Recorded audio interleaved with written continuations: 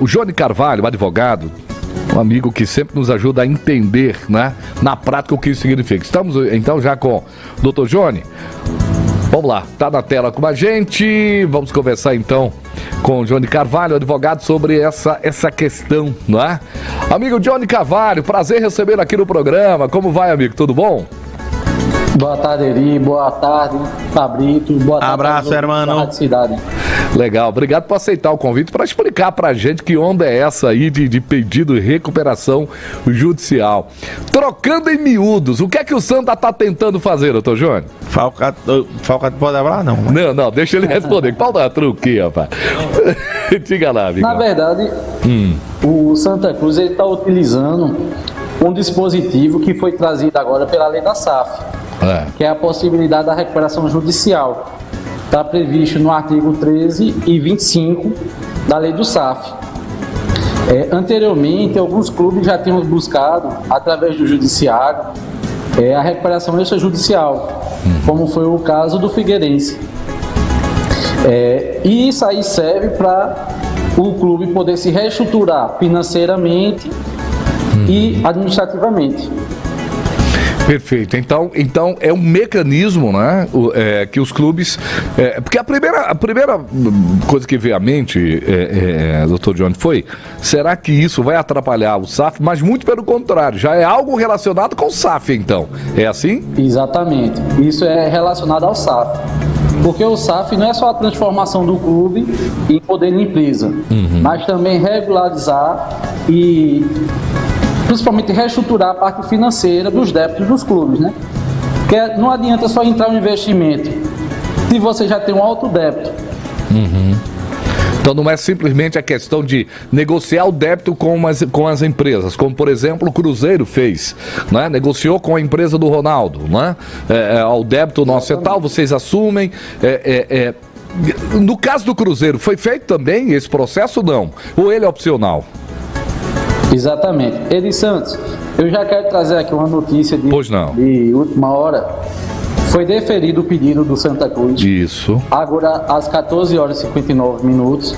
Inclusive, uma das jurisprudências que o juiz utilizou foi a recuperação judicial do Cruzeiro. Ah, entendi. Então, podemos... Uma pergunta que o Pablito fez para mim, Eri, com isso aí, é para rir ou para chorar? Do ponto de vista do torcedor, é para rir, para achar bom isso? Depende da forma que estão entrando com a ação. Qual o objetivo? Porque se realmente o objetivo for para se reestruturar, reorganizar, é positivo. Agora, se for visando ganhar tempo, prorrogar os débitos, não vai adiantar de nada. Lá, daqui a 6 meses... Pode ser prejudicial. Desculpa, lhe atrapalhei essa última frase sua. Pelo contrário, pode ser prejudicial se for para ganhar tempo. Se for para ganhar tempo. Pelo conhecimento que o senhor tem de outros clubes que fizeram isso, é a melhor alternativa? É viável? Ou, claro, como o senhor acaba de dizer, vai depender também de qual é a intenção do clube, né, doutor? É viável e é recomendável. Certo. Você pega a petição inicial do Santa Cruz, foi descrito que o Santa Cruz tem um débito de R$ 26.309.483. Nada impede que débitos que não foram relacionados na petição, essa terceira pessoa que é credora possa se habilitar ao processo de recuperação e incluir seus créditos para poder receber. Qual é a vantagem? O clube ele vai poder negociar através de um plano de recuperação judicial e pode conseguir descontos que chegam a 50% a 60% e ainda um parcelamento. Então, ele passa a negociar os seus débitos, quer dizer, mediante a justiça. Quer dizer, não é aquele débito de camarada, não é o acordo entre camaradas, é o acordo judicial. Por isso que mesmo que fala de recuperação judicial.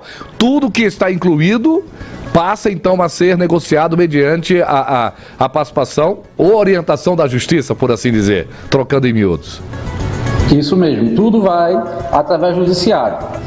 A partir de hoje, no caso, a partir de amanhã, começa a se contar um prazo de 60 dias para que o judiciário do Santa Cruz apresente o plano de recuperação judicial em juízo.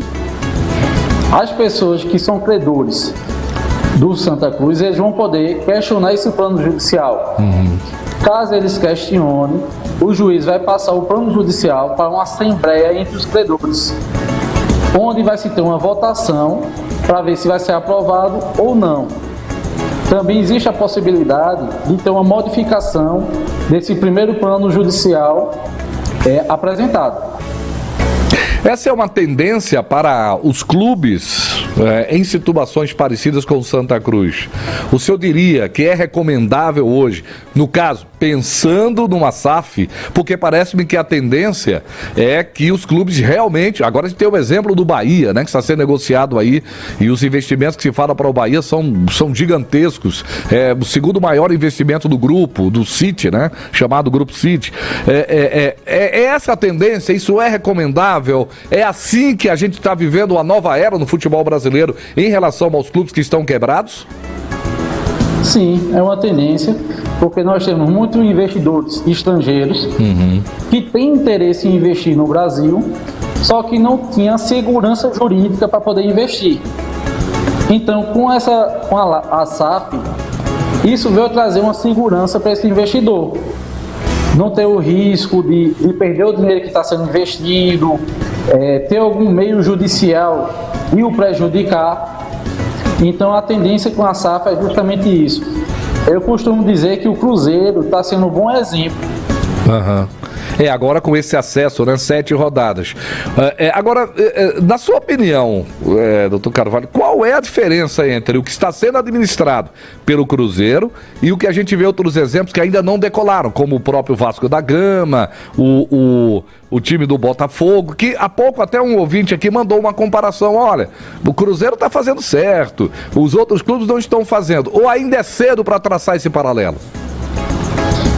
A princípio, a gente pode trazer algumas comparações.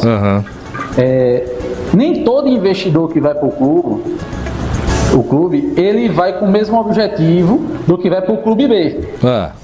Ou seja, ele vai ver dependendo da tendência de cada investidor. Vamos comparar o caso do Ronaldo. O Ronaldo ele já possui um clube, onde ele é majoritário lá na Espanha, então ele já tem uma certa experiência. Ele tem uma identificação com o clube. Ele então, é do mundo do futebol, né? Exatamente. Então ele vem trazer uma tendência, uma visão diferente de gestão. Já no caso do Botafogo, John Tex, ele não só investiu no Botafogo o ano passado e esse ano. Outros clubes ele já adquiriu. Então tem muitos investidores que saem adquirindo vários clubes e a gente teria que observar qual realmente o objetivo dele. O que é que ele pretende alcançar?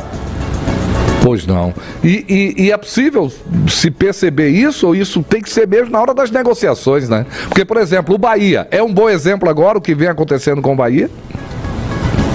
Sim, é um bom exemplo. O Grupo City, ele vem construindo um império no mundo do futebol. Então, desde que teve a entrada do CEO, que era do Walt Disney, no Grupo City, ele veio com essa tendência de ter clubes de vários países, vários continentes, até com a visão de expandir o Manchester City. Muito bem, muito bem. Em relação, doutor Johnny, o que a gente pode esperar na frente? Existem outros clubes, especialmente aqui no Nordeste, vamos falar de Pernambuco também, que estariam, se eu tenho informações, que estariam pensando com essa tendência também de migrar para o SAF e também, se a judicialização é o primeiro passo. Pois não, Pableiro? Eu tenho uma pergunta, parece até uma brincadeira o que eu vou perguntar, mas existe SAF para federação? Porque, assim, entenda, nos Estados Unidos, claro. A MLS, ou MSL, MLS, Major League Soccer, ela é uma SAF, já é uma SAF, ela não quer se desprender dos times que tem, não deixa que nenhum caia em dívida, vamos dizer assim, por um determinado tempo grande, não pode permanecer com saldo devedor. Todo clube lá, ele tem... Há uma administração, né? Ele tem lucro. Pois não. Mesmo que desce, tem lucro. Entendi. É uma proposta. Uma palavra até que o próprio Ronaldo já explicou isso. Disse, enquanto aqui no Brasil é assim, eu tenho time A, tu tem o time B, eu quero que teu time se exploda. Ele disse, lá não, lá é diferente. Perfeito. Existe a possibilidade de existir uma SAF para a federação? Poderia ser até na de Pernambuco ou em qualquer outra. Pois não, Johnny? Não, o SAF ele só previu para os clubes de futebol. Sim. Eles nem previram para clubes de vôlei, outras atividades esportivas. Em relação à MLS, o modelo de lá é uma franquia. Pois não. Ou seja, cada clube daquele, ele compra uma cota de franquia. Inclusive, tem até algumas entrevistas de Ronaldo, em que ele queria utilizar a imagem dele para diminuir o valor de entrada na MLS. E foi negado. Queria trocar ao peso dele também, né? Exatamente. Não, mas literalmente ele tem um peso, a imagem dele tem um valor assim enorme, mas não iria oferir lucro, né, para as empresas envolvidas, né, doutor João? Muito bem. E também assim, a gente poderia pegar um exemplo dessa última tentativa de se criar um novo campeonato brasileiro, que era através de uma liga. As ligas, né? Isso não é uma federação, mas você pode criar uma empresa para organizar uma competição. Feita a Copa União, né, de 87, né? Exatamente. A Copa União de 87, que dizem que foi o Brasileirão, né? Pode ser campeão. Olha o rubro-negro. Porque em 87, né, o título do Açúcar ficou pro Rio de Janeiro. Né? Tá certo, muito bem. Verdade. Johnny, as bolinhas de isopor. As bolinhas de isopor. Amigo, mais alguma coisa acha importante colocar nesse momento, nesse bate-papo? Que voltaremos a conversar sobre isso, porque é um assunto que ganha hoje o grande destaque no futebol pernambucano, né? Em tudo. Está se falando muito sobre esse posicionamento do Santa Cruz. Edi Santos, em relação ao SAF, sua pergunta anterior, temos a notícia sobre o Flamengo de Pernambuco. O Flamengo de Arco Verde? Pernambuco, exatamente. Está trabalhando para a SAF. Perfeito. Recentemente, a informação, recentemente não, ano passado ainda, o Caruaru City tinha essa intenção, o Retrô também se mobilizava para isso. Agora, o que eu percebo é alguns clubes, no caso dos clubes tradicionais, Sport, Náutico e Santa, especialmente agora Sport, passou a discutir o assunto, o Náutico também, mas muito assim, na retranca, né? Vamos avaliar, estamos estudando, porque o torcedor espera também algum posicionamento do clube sobre isso, né? Não só o torcedor, mas também temos a questão dos presidentes. Que infelizmente, não generalizando aí os clubes, mas a gente sabe que tem muitos presidentes que acham que são o dono do time. É verdade. E não querem perder, né, esse poder, né? Exatamente. Então, quando ele partir para o SAF, ele sabe que não vai ter mais essa relevância no clube. Perfeito. No que nós temos, da maneira como se lida no futebol brasileiro, é uma prática comum. O presidente se considera dono mesmo, não tem jeito, né? E aí não quer abrir mão disso, né? Não quer abrir mão. Verdade. Por isso que alguns clubes, concordo com o senhor, alguns clubes não se empolgam muito para ter, né? Para ser administrado como SAF. E aí vão ser ultrapassados e podem entrar no esquecimento esses clubes, porque eu acho que a tendência, a menos que um clube como o Flamengo, por exemplo, né, no Rio de Janeiro, que tem um poder financeiro enorme, o próprio Corinthians, também Palmeiras, por aí se vai. Mas os outros clubes que não pensarem nisso vão acabar se atrapalhando, né, doutor Johnny? É verdade. É uma tendência que, a partir do momento feito, a gente tem um exemplo do Cruzeiro, Botafogo, Vasco, que for dando certo, os outros clubes vão seguindo. Isso é normal. Muito bem. Johnny, muito obrigado pela sua participação. Só nos deu a sua especialidade, só pra gente aqui citar, né? Por isso que a gente sempre convoca você quando surge esse assunto, né? Eu sou advogado tributarista empresarial, pós-graduado pela Universidade Federal de Pernambuco em processo tributário. Ótimo, pronto. É o nosso consultor para assuntos tributários. Eu tenho até umas coisas de tributação para falar com ele. Para conversar com ele, tá certo. Você não é credor do Santa Cruz, não é? Não é. Eu passo longe. É mais fácil o Santa Cruz ser seu credor.